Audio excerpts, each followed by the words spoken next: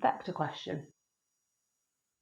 Find, in terms of A and B, the vector AN.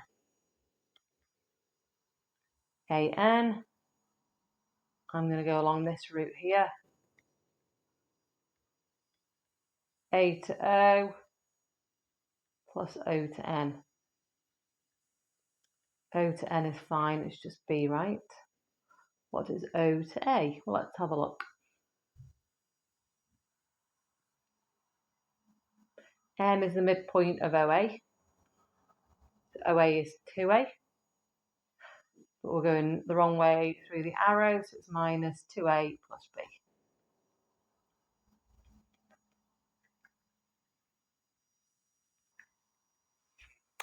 Oh, so IGCSE Edexcel absolutely love this type of ratio question with vectors, and it is quite a complicated thing to work out. So we want the ratio of A to P, P to N. So we basically don't know how far away through A to P, well, P is along this line. Is it like, looks like it's just over halfway along the line, but we need to find the exact ratio. So we kind of need two vectors to show the relationship along this line. So we know that A to P is part way along A to N. It's like a fraction of the way along A to N, isn't it? So that's how we could write A to P one way. How else could we write A to P? Well, a few different ways here. I'm thinking of going to here and then here. So A to P, we can say, is A to M plus part way along M to V.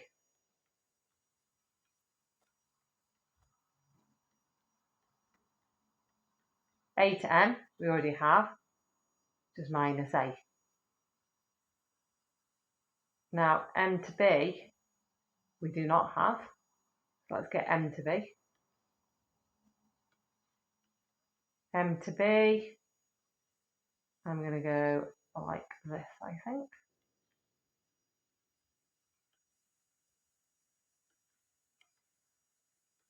M to B is M to O, which is minus A, plus O to B. O to B, let's have a look. So we O to N to B is in the ratio 1 to 5. So we've got 1B here. We're going to have 5 B's from N to B. So O to B plus 6B. So A to P, back on this right hand side here, A to M, which is minus A, because obviously O to A is 2A, A to O is minus 2A, and we know this is the midpoint here, so that would be minus A, right? And then plus part way along M to B, which we just worked out is minus A plus 6B. Now I have A to P in two different forms. I'm going to write them equal to each other. I haven't finished this bit off here though. So we know A to N from part A is part way along the line, minus 2A plus B. Okay, so now we can put them equal to each other.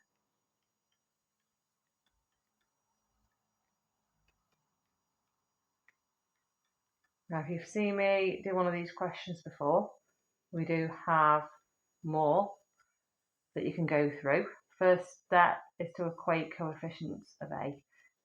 And I would suggest, even if you've done it already, go back and have a look at the other vector past paper question. It's really similar. Oops. Equate coefficients of A. So on the left hand side, if I expanded the brackets, I'd have minus 2AY plus BY. The coefficient of A here would be minus 2Y.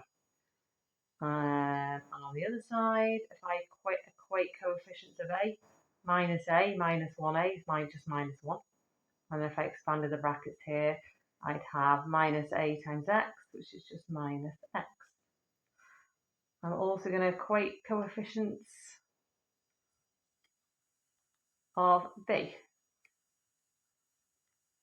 So on the left-hand side, if we expanded the brackets, what would be with a b? It would just be y. On the right-hand side, if I equate coefficients of b, we just have 6bx, so 6x.